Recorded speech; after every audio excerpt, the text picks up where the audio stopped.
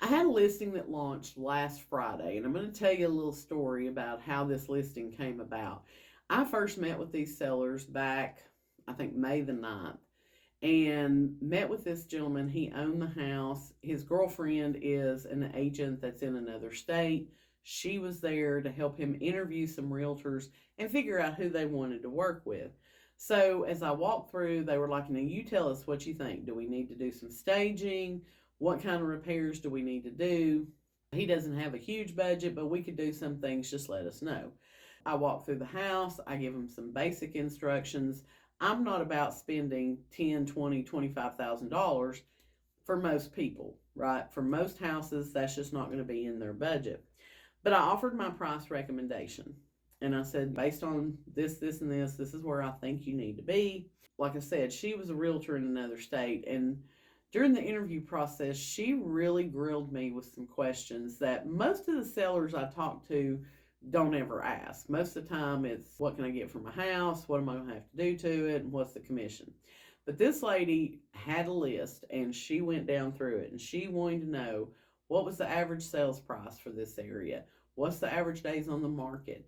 If a house is priced in this price range, what's the average time on the market then? Do you still have multiple offers in the area? And I was ready. I mean, if y'all watch my channel, you know that I do market updates and I share that kind of information with people all the time. So I knew the answers to her questions. They talked to some other agents and I had laid out my marketing plan for them and said, this is what I'm going to do. So about a week goes by and the girlfriend reaches back out to me by email and she says, we talked to two other agents and these are the list prices that they gave me. And I'm not going to lie to you, they were quite a bit higher than what I had told them. And some of them had offered different tips on things that they needed to do to the home besides what I had told them. She basically told me in this email that, yeah, even though these people are telling us a higher list price, we still want to list with you because you knew the market. When I asked you those questions, you didn't hesitate, you didn't stumble, you didn't say, well, I'll have to look that up and get back to you. She said, you knew the answer. So that tells me you know the market. Now, this is what we're going to do to the house before we list it. And I want you to tell me, do you think that's going to change the price that you gave us before we go on the market? And I said, you know what? It probably will. What I would suggest is you do those things and then you let me come back out and look at the home again and we'll come up with our list price. I say that because last week I did a video talking about how some agents are going to try to buy the listing.